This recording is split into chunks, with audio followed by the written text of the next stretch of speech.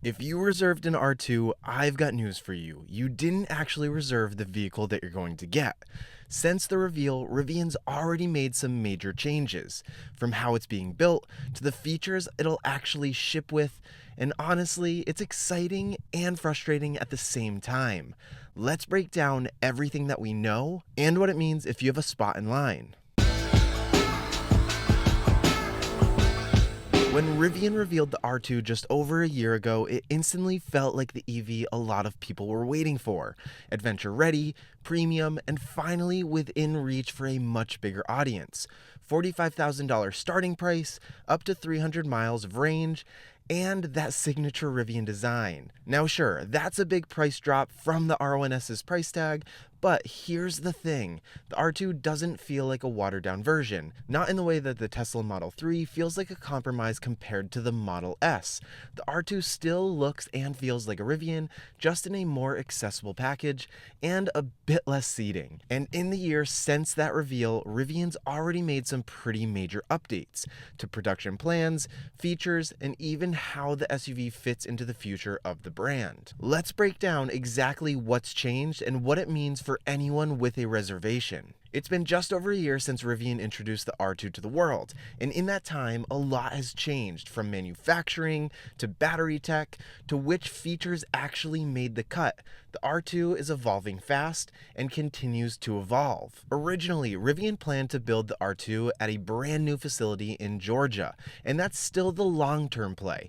But to speed things up and start deliveries in the first half of 2026, they're now building it at their existing plant in Normal, Illinois.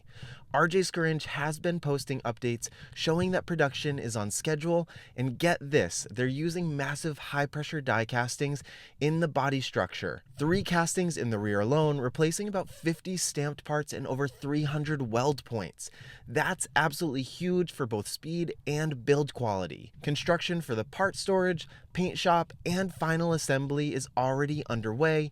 Rivian plans to build 155,000 R2s annually in Normal until 2028, then shift production to Georgia, where the R2 and R3 will each scale to 200,000 units per year. Now let's talk powertrains, because this part got way more interesting. We're getting 3 configurations: a single motor rear-wheel drive, a dual motor all-wheel drive, and the tri-motor setup with 2 motors in the rear and 1 in the front. That's legit off-road capability.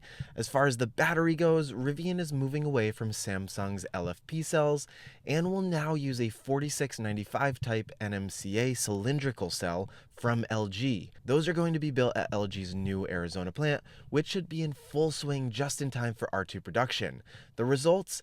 Over 300 miles of range for long-term trims and real affordability for the entry-level models. Now, at the reveal, we saw some really unique stuff. Some of it seems to be making it to production, and some is not. Since the reveal, the powered rear glass hatch is confirmed, the front trunk is confirmed, the tow hitch is confirmed, the charge port now on the rear driver side, much better for superchargers, is confirmed. But here's where it gets disappointing. Rear seats, they don't fold completely flat, even though Rivian made a big deal about that in the early press release. They said it's for better lateral support and daily comfort on both the driver and passenger seating.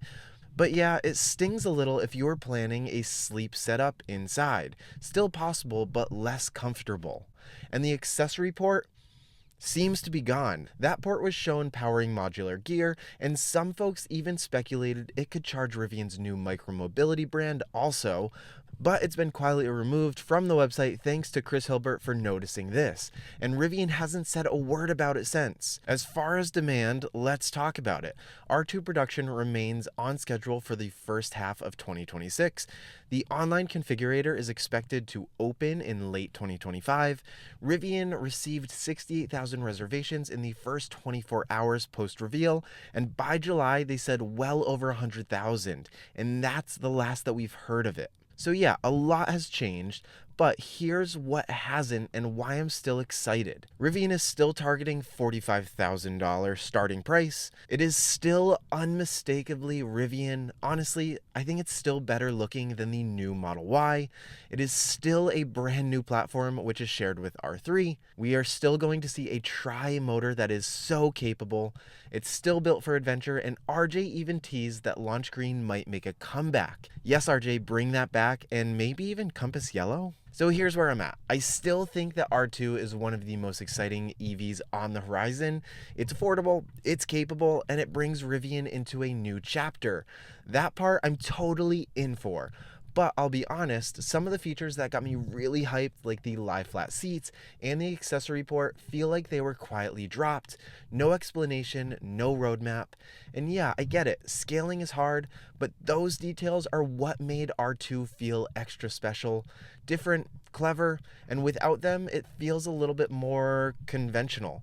I'm still watching, I'm still hopeful, and yeah, I'm still planning to own one, but I want it to feel like a Rivian, not just another EV. What about you? Are you still excited, or are those changes giving you second thoughts? Drop your take in the comments. I'd love to hear what the community is thinking. And if you want more Rivian updates, deep dives, and news, hit that like button, subscribe, and remember that adventure is always out there.